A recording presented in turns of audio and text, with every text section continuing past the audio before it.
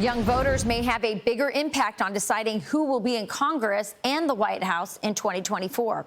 A new report predicts between 7 to 9 million more members of Gen Z are expected to vote next year. So what should Republicans do to reach young voters? Three young GOP voters, Carly Matthews, Vincent Raimondi, and Tanner Egloff, join us now. Carly, but first of all, welcome to all three of you. Really appreciate you joining us. I'm going to start with you, Carly. Tell me, what are the top issues facing Gen Z? Great. Well, thanks for having me. Gen Z is really concerned about a couple issues, and namely, I think energy and the environment are going to be really key for the GOP to engage on to win over those young voters who, frankly, haven't decided whether they're Republican, Democrat, or independent.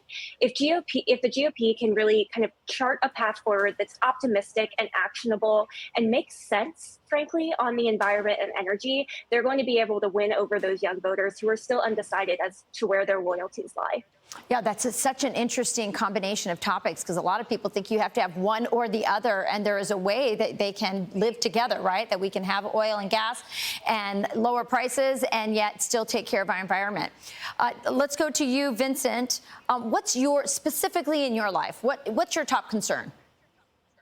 I would say crime and the economy. For crime, I worked in our nation's capital. I worked retail, and I saw firsthand the crime of people stealing every single day, and it was affecting people's livelihoods of where they could work.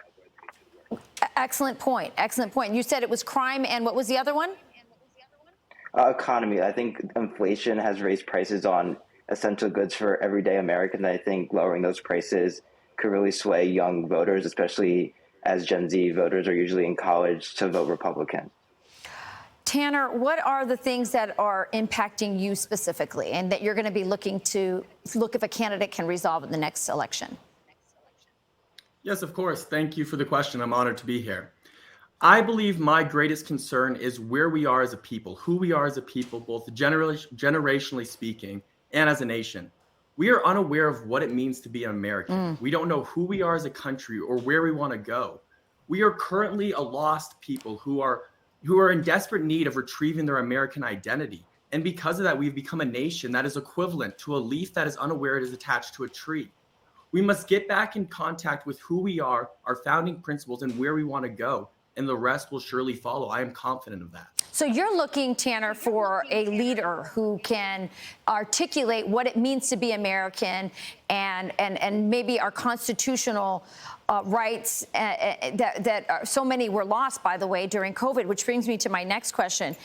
There was no place more than the college campus that people's rights were abused because of COVID. I mean, I have two adult children who were in college during the pandemic lockdown who literally felt like it was tyrannical on campus. Do you think relitigating any of the things that happened to young people during COVID, forcing them to take vaccines, closing down their schools, et cetera, will be of an issue that will resonate? I do believe so. I think that the GOP has been given a tremendous opportunity to truly seize the youth vote, my generation.